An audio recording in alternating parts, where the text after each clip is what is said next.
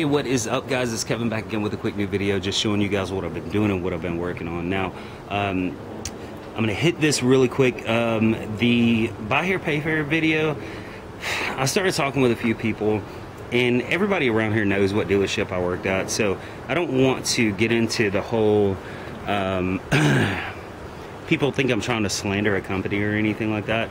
So what I'm gonna do is I'm gonna post the video unlisted. That means you can't look it up on my channel or anything. You need a link for it. So if you do want to see it, hit me up on Facebook, send me a message, and I'll send you a link to it. But anyway, let's get into the video. Now, I picked this car up yesterday. It actually runs and drives really good, but needs a little bit of work to it. It's not the best looking car. I paid $200 for it. Let me show you what it is.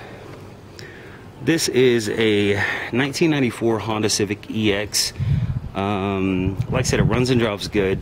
Paid $200 for it. It does have adjustable coilovers. It is a 5-speed, 4-cylinder, of course, because I don't buy V6 Hondas anything, just because the transmissions are so bad on them. It's not horrible condition, and don't fool yourself, because this is not Plastidip.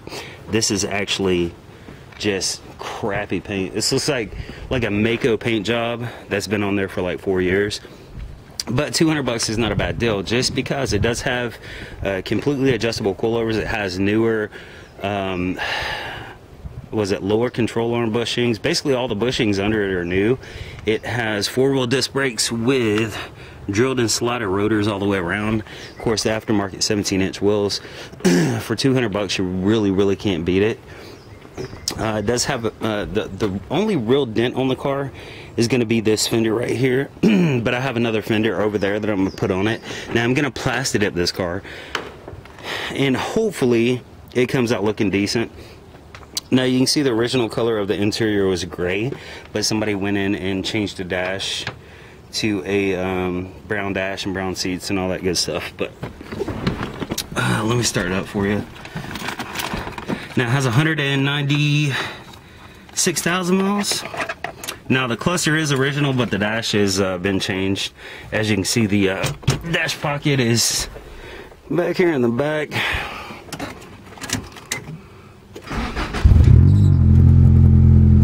Like I said, it runs and drives great.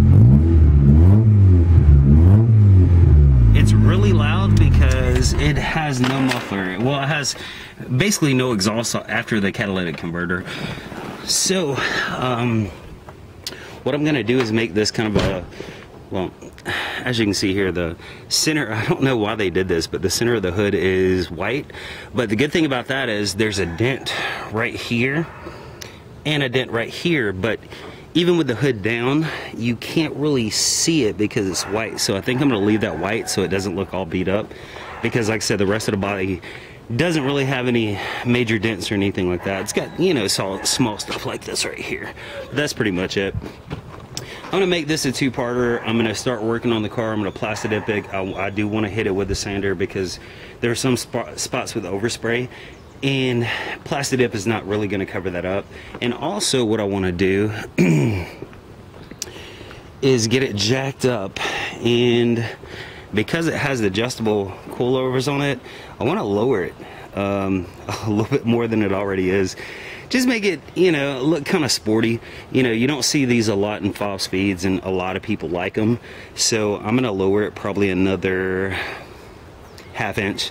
I don't want it so low that it's actually going to scrape the tires, because the tires are in good condition. But yeah, probably another ½ inch or so, and we'll see how it comes out.